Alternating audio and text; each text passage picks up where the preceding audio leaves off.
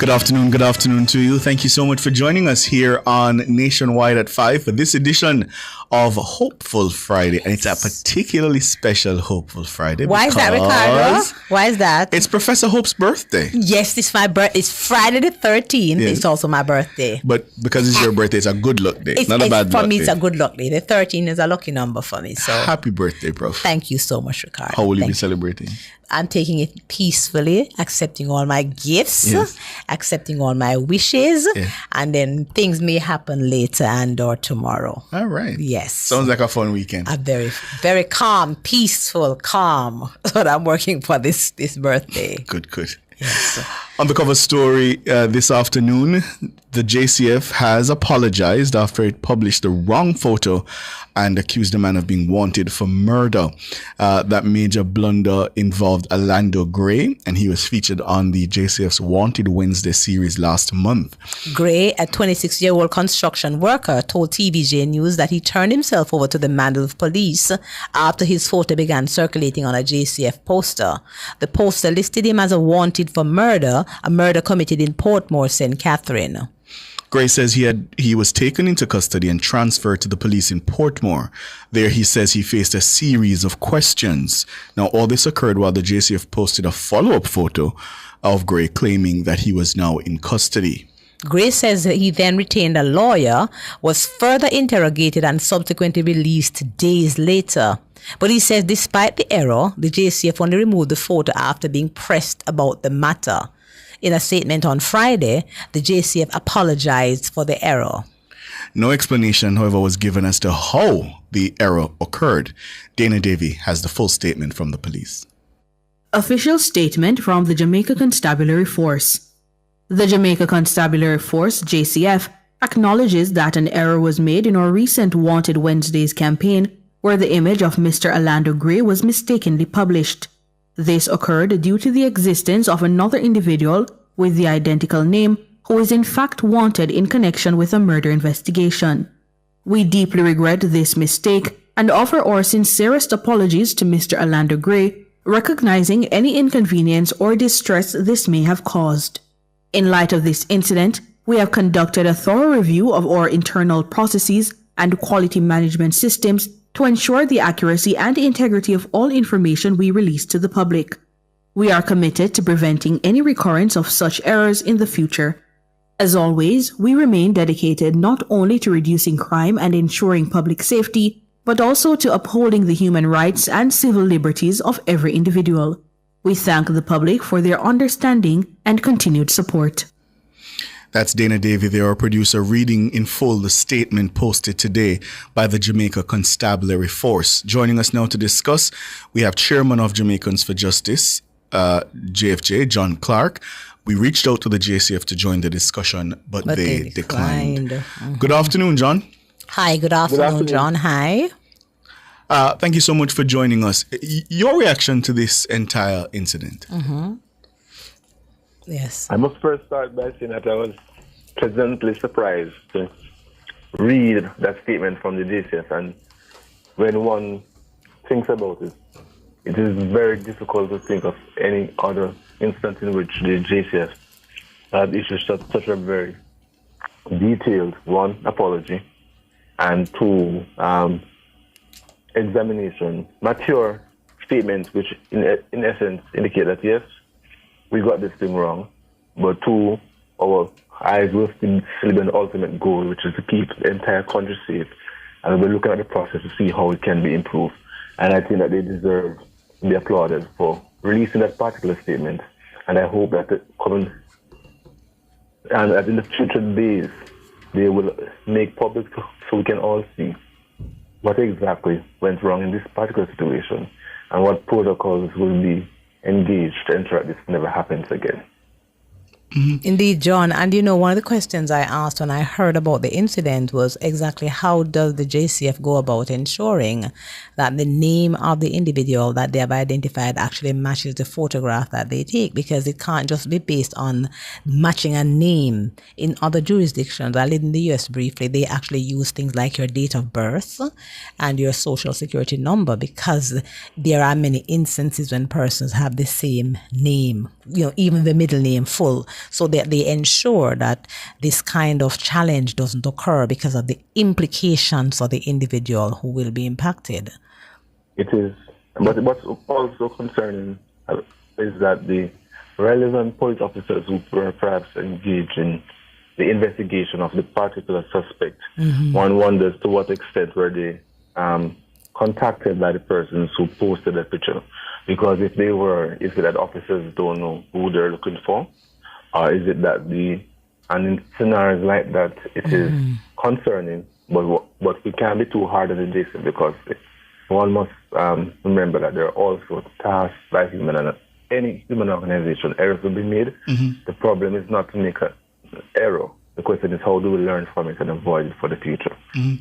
On the face of what you see, well, before I get to that question, let me ask you, John, because I did a quick look through on social media of the original post that was made, and I noted that a lot of Jamaicans, a lot of people who were commenting, seemed to be suggesting that, no, you should not turn yourself in. You should not make them come for you, man. Yes. And it sort of gave me a chill. And I wondered how you read those comments when you saw them online.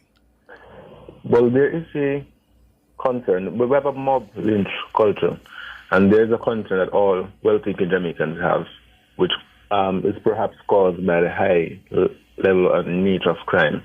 And some persons are so frustrated with it that we're just reach a tipping point where we're like, well, what can be done? Anything can be done to ensure that these quote-unquote criminals are brought to justice in the shortest possible time. But what this case should give us a moment of pause, because persons can be wrongly accused, they can be wrongly labeled, and they can be wrongly posted in the in the JCF most wanted social media posts. So not every time the police get it right. That's exactly why we have a justice system, and that's exactly why we need due process to examine the facts to find out exactly where the truth lies.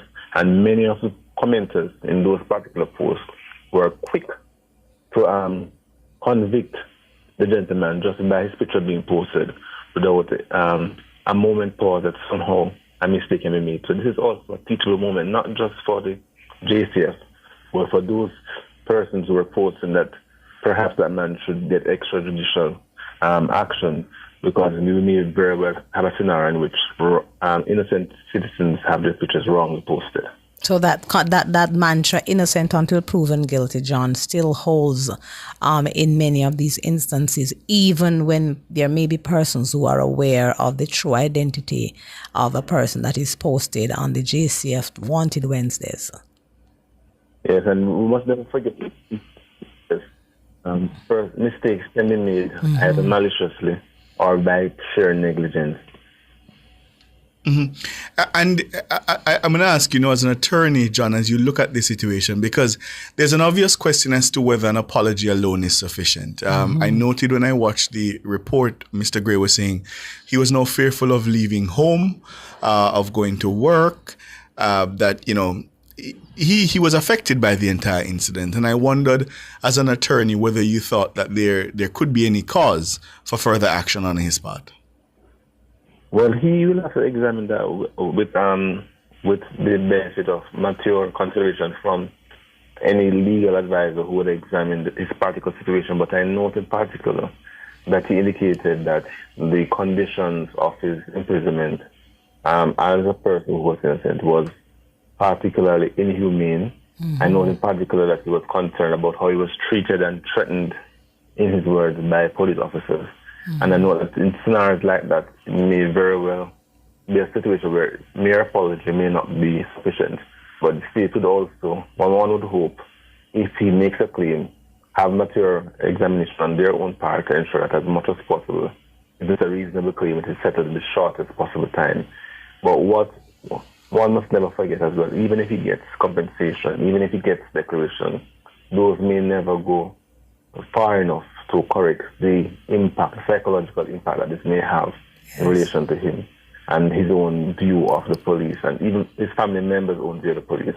So mistakes like these are best avoided, because not even the greatest of monetary compensation can somehow put genie back into the bottle. John, at the top of the discussion, you said you were surprised at the apology, and I was wondering to myself, What do you think it means then that the JCF recognized the error, and you seem to be suggesting that you couldn't recall another time when that had happened? What do you think it means about the professionalism of the force that we're now seeing? Well, I am slowly, I think many of us at JFJ, we are actually very impressed with how this current commissioner and the current JCF leadership is dealing with many of the public situation issues that usually beset the JCF. In the past, scenarios like this would be met without a response. And in fact, I recall there was a report that in this particular scenario, one junior officer indicated to the affected citizen that he should sue the police. And typically to get a response from the JCF, they'd have to carry them to court, even to get an acknowledgement that something went wrong.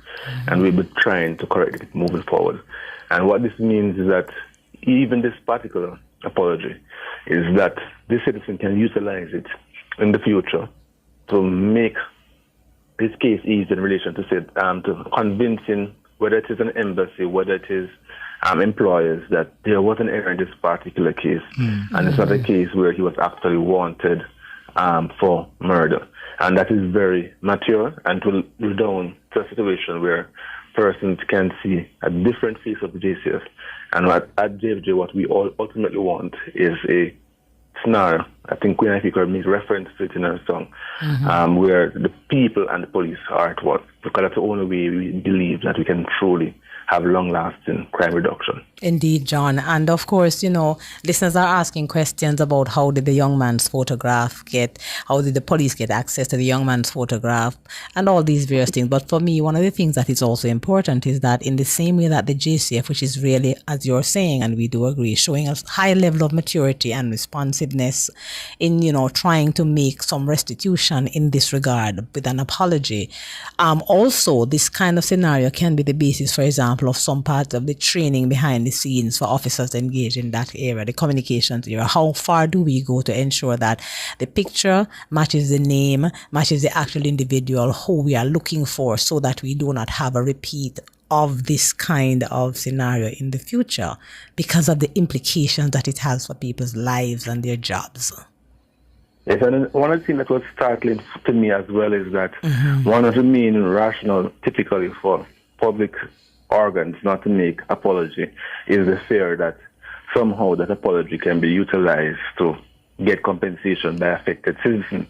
So what it's demonstrated to me is that the JCF, despite that concern, which no doubt would have been on their mind, recognize that something fundamentally went wrong here, and that ultimately, to correct this particular wrong, they will have to examine their processes, and they noted that in their statement, it was very mature, and that they will, in essence, ensure that this never happens again. And I have no doubt that they'll do that. The only concern I have is the extent to which that new reviewed protocol will be made public, so the citizens can know exactly what corrections were made in this scenario. I've also seen comments, John, that say, look, and you've said it, wherever humans are involved, there can be errors. But I've seen comments that say, oh, they've apologized, move on. There's nothing to discuss now because they've apologized. Is that how you see it? That, once the apology has come, then that puts the matter to rest?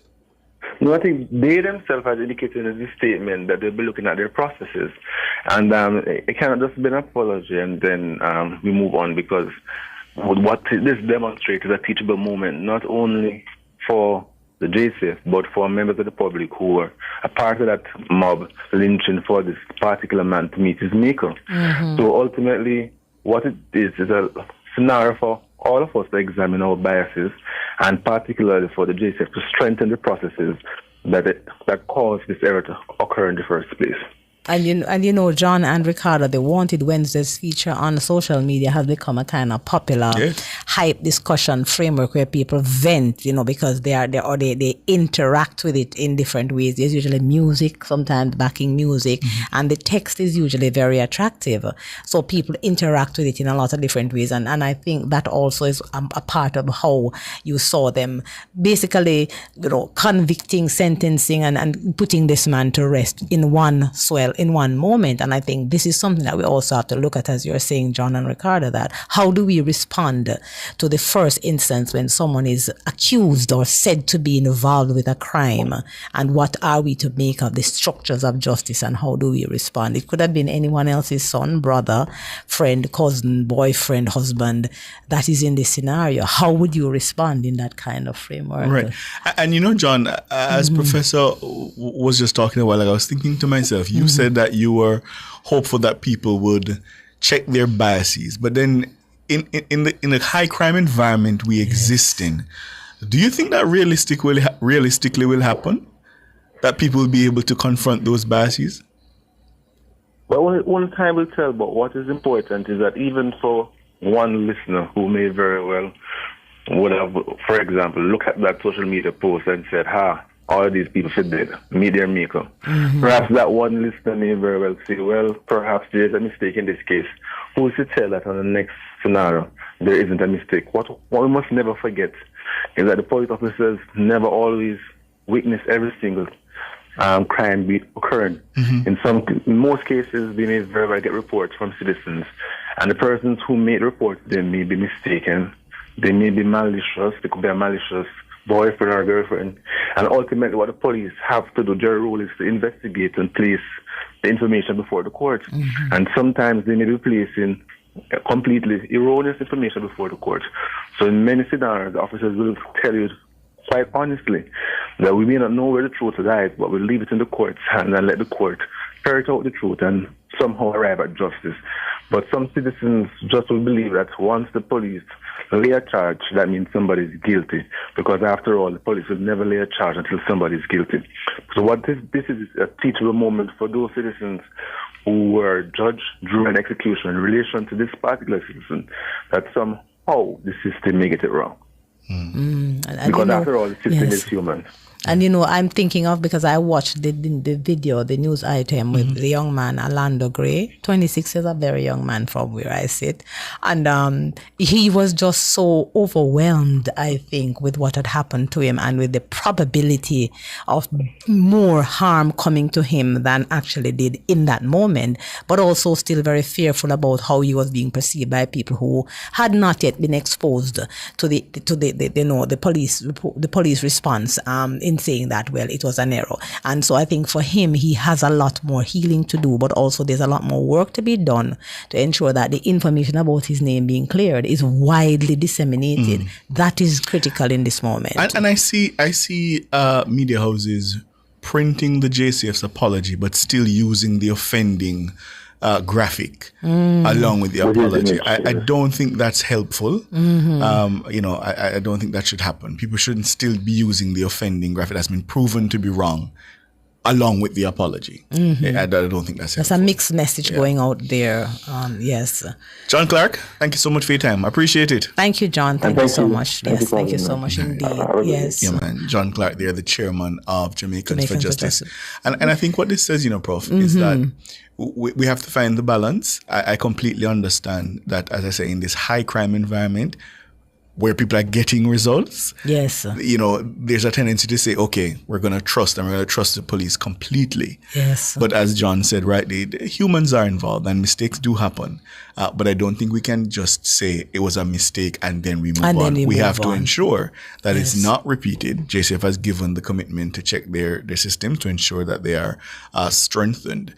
But just imagine if it were you. Yeah, and I'm saying, if it was your son, your brother, you know, and there's a whole community of people that are connected to this man as, relatives by blood, but also family members and friends who are hurting right now and hoping that Alando Gray's name and image will be cleared, because he is not one of the, I see my YouTubers, he's not a gun boy. So, he's not one of those. He's a hardworking young man. Even for people who are employed. Remember, if you turn up on Wanted Wednesdays and you're working with a company, they fire you immediately. You lose your job. Exactly. You lose your livelihood. You can't get the opportunities to travel because you might come up in data. Yeah, it can be very damaging. Chef Noel, as you, they need to be careful, especially with social media and how information moves quickly. They're doing their best, I think, and I think in this instance it would have been also, it took a little while for them to get this apology out and to sort the young man out. Because he was locked up for a couple of days, Ricardo. Yes. But they did their best. So JCF, we are not battering you. We're grateful for all the work that you're doing. And I just want to say to people, you can 100% support the police, as I do, and also support accountability. Indeed, and yes, they have tried to be accountable, and we hope moving forward. I welcome the apology. Yes, and I hope that Mr. Gray, Alando Gray's name will be cleared continuously until we have lessening of the challenge that he has faced. And I'm going to encourage his family, try and get some people around it to sort of talk you through this, because this I know is a difficult thing and has been as you move forward. Yes.